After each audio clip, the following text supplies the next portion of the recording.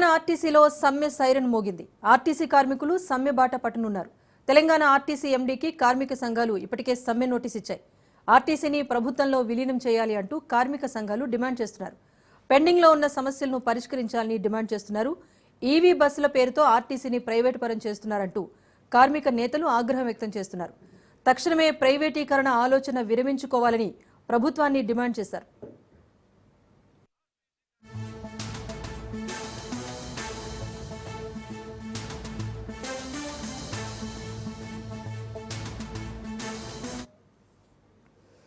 తెలంగాణ ఆర్టీసీలో సమ్మె సైరన్ మోగింది. ఆర్టీసీ కార్మికులు సమ్మె బాట పట్టబోతున్నారు. తెలంగాణ ఆర్టీసీ ఎండీకి కార్మిక సంఘాలు ఇప్పటికే సమ్మె నోటీస్ ఇచ్చాయి. ఆర్టీసీని ప్రభుత్వంలో విలీనం చేయాలి అంటూ కార్మిక సంఘాలు డిమాండ్ చేస్తున్నారు. పెండింగ్లో ఉన్న సమస్యలను పరిష్కరించాలని డిమాండ్ చేస్తున్నారు. ఈవీ బస్సుల పేరుతో ఆర్టీసీని ప్రైవేటు పరం చేస్తున్నారంటూ కార్మిక నేతలు ఆగ్రహం వ్యక్తం చేస్తున్నారు. తక్షణమే ప్రైవేటీకరణ ఆలోచన విరమించుకోవాలంటూ ప్రభుత్వాన్ని డిమాండ్ చేశారు. జేఏసీ నుంచి సమ్మె నోటీస్ ఇవ్వడం జరుగుతూ ఉంది. ఇప్పుడు 4 గంటలకి ఈ ప్రభుత్వం వచ్చి 14 మాసాలు అయిపోయినా గానీ ఎలాంటి సమస్యలు చేయలేదు. ఒకటి, ప్రభుత్వం వచ్చే ముందు గత ప్రభుత్వం పనిచేయలేదని చెప్పి మేమే చేస్తామని చెప్పి మేనిఫెస్టోలో పెట్టి ఆర్టీసీని ప్రభుత్వంలో విలీనం చేస్తాం, తర్వాత బకాయిలు ఇస్తాం, పిఆర్సీలు 2 ఇస్తాం, తర్వాత ప్రభుత్వ ఉద్యోగులతో సమానంగా జీతభత్యాలు ఇస్తాం, కొత్త బస్సులను కొని ఆర్టీసీని ఆధునీకరిస్తామని చెప్పి మేనిఫెస్టోలో పెట్టినటువంటి అంశాన్ని ఈ ప్రభుత్వం ఎందుకు మర్చిపోయిందని అడుగుతా ఉన్నాం. వెంటనే దాన్ని ఇంప్లిమెంట్ చేయాలని చెప్పి. రెండోది, ఒలెక్టా కంపెనీ అట్లాగే జేబీఎన్ కంపెనీకి సంబంధించిన బస్సులను ప్రవేశపెట్టిండ్రు. వాటికి శాంటిటీ లేదు. ఇవాళ ఉమ్మడి జిల్లాలలో ప్రతి జిల్లాలో ఒక డిపో వాళ్ళకి హ్యాండ్ ఓవర్ చేస్తా ఉన్నారు. పవర్ పాయింట్లు ఆర్టీసీ పెడతా ఉన్నది. ఒక్కొక్క డిపోకి 8 నుంచి 10-11 కోట్ల రూపాయలని వెచ్చిస్తా ఉంది. ఆ తర్వాత కరెంటు బిల్లులు కూడా కట్టుకునే పరిస్థితి వీళ్ళకే వస్తది. ఇవన్నీ చేసిన తర్వాత అసలు ఈ ఆర్టీసీ ఉంటదా పోతుందా అంటే మరి వాళ్ళు ఎక్కడోళ్ళు, వాళ్ళకేం శాంటిటీ ఉంటది? కాబట్టి ఇది ప్రైవేట్ పరం కావడానికి ఆస్కారం ఉంది. ఇవాళ ఎలక్ట్రిక్ బస్సులు పొల్యూషన్ రహిత బస్సులు అని చెప్పి కేంద్ర ప్రభుత్వం పెట్టింది. పొల్యూషన్ రహితానికి జేఏసీ వ్యతిరేకం కాదు, ఉండాలి ప్రజలకి. ఆ బస్సులో ఆర్టీసీ డ్రైవరే ఉండాలి. ఆర్టీసీ జేఏసీ నుంచి సమ్మె నోటీస్ ఇవ్వడం జరుగుతూ ఉంది. మొత్తానికి ఆర్టీసీ కార్మికులు సమ్మె బాట పట్టబోతున్నారు. గంట క్రితమే సమ్మె నోటీస్ కూడా అందజేశారు ప్రభుత్వానికి. మరి దీనికి సంబంధించి అప్డేట్ మా ప్రతినిధి రాజు అందిస్తారు. రాజు, చెప్పండి, ఆర్టీసీ కార్మికులు ప్రధానంగా చేస్తున్న డిమాండ్ ఏంటి? ఇప్పటికే సమ్మె నోటీస్ కూడా అందించిన నేపథ్యంలో ప్రభుత్వం చర్చలకు పిలిచే అవకాశం కనిపిస్తోందా? రాజేశ్వరి, కొద్దిసేపటి క్రితమే ఆర్టీసీ కార్మికులు ఇప్పటికే సమ్మె చేస్తామని చెప్పేసి కూడా సమ్మె నోటీసును కూడా ఆర్టీసీ ఎండీ సజ్జనార్కు అందజేయడం జరిగింది. 4 గంటలకు బస్ భవన్లో ఆర్టీసీ ఎండీ సజ్జనార్ను కలిసి ఈ యొక్క సమ్మె నోటీసును అయితే అందించడం జరిగింది. ప్రధానంగా ఆర్టీసీ కార్మికులు డిమాండ్ చేస్తూ ఉన్నారు. ఏవైతే పెండింగ్లో ఉన్న ఏవైతే హామీలు ఉన్నాయో ఆ హామీలు నెరవేర్చడం లేదు ప్రభుత్వం అని చెప్పేసి కూడా ప్రభుత్వంపై అయితే గుర్రుగా ఉన్నారు.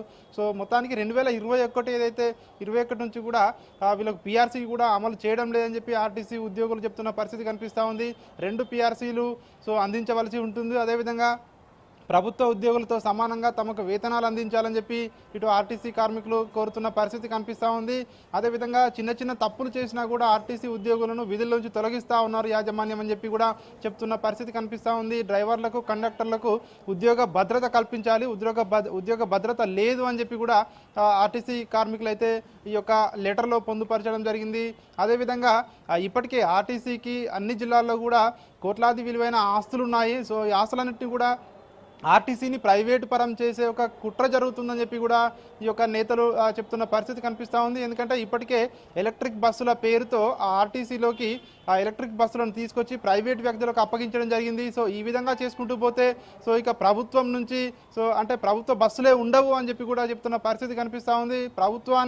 ప్రభుత్వమే ఇట్లాంటి ఎలక్ట్రిక్ బస్సులు తీసుకొచ్చి ఆర్టీసీకి అప్పగించాల్సింది పోయి బస్సులను తీసుకొచ్చి ప్రైవేట్ వ్యక్తులకు అప్పగిస్తున్నారని చెప్పి కూడా సీరియస్ అవుతున్న పరిస్థితి కనిపిస్తూ ఉంది. దీనికి తోడు ఇప్పటికే ఏవైతే గతంలో ఉన్న పెండింగ్ బకాయిలు ఏవైతే ఉన్నాయో, ముఖ్యంగా ఎవరైతే రిటైర్ అయిన ఉద్యోగులకు రిటైర్మెంట్ బెనిఫిట్స్ కూడా రావడం లేదు అని చెప్పి కూడా వీళ్ళు ఆవేదన వ్యక్తం చేస్తున్న పరిస్థితి కనిపిస్తూ ఉంది.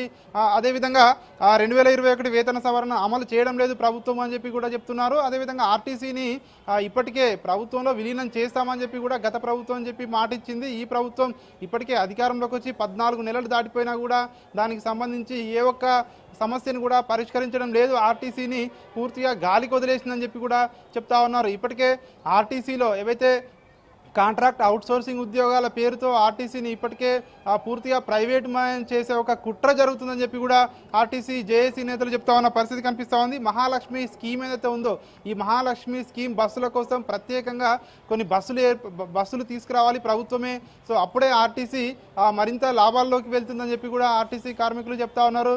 ప్రధానంగా తమ ఏవైతే డిమాండ్స్ ఉన్నాయో ఆర్టీసీని ప్రైవేట్ పరం చేయకుండా ఆర్టీసీని ప్రభుత్వంలో విలీనం చేయడం, అదేవిధంగా ఉద్యోగ భద్రత కల్పించడం, పిఆర్సీలు అమలు చేయడం, అదేవిధంగా ఏదైతే ఎంప్లాయీస్కు వాళ్ళకు రిటైర్మెంట్ బెనిఫిట్స్ కావచ్చు, ఇతర ఏవైతే ప్రభుత్వం నుంచి వచ్చేటి ఇవి ఉంటాయో అవన్నిటిని కూడా వెంటనే విడుదల చేయాలని చెప్పి కూడా కార్మికులు కోరుతున్న పరిస్థితి కనిపిస్తూ ఉంది. ఆ ఎండి సజ్జనార్కి అయితే ఇప్పటికైతే ఆ లెటర్ అయితే సమ్మె నోటీస్ అయితే ఇవ్వడం జరిగింది. మరి ప్రభుత్వం నుంచి ఎట్లాంటి రెస్పాండ్ వస్తుంది, సో ప్రభుత్వం నుంచి సానుకూల స్పందన రాకుంటే ఖచ్చితంగా మేము సమ్మె బాట పడతాము ఖచ్చితంగా అని చెప్పి కూడా ఆర్టీసీ కార్మికులు చెప్తున్న పరిస్థితి కనిపిస్తూ ఉంది. సో ఏం జరగబోతా ఉంది, ప్రభుత్వం ఎట్లాంటి నిర్ణయం తీసుకోబోతా ఉందనే దానిపై అయితే ఒక ఉత్కంఠ అయితే మనకు కొనసాగుతున్న పరిస్థితి కనిపిస్తూ ఉంది. Rajeshwari. Right, thank you Raju.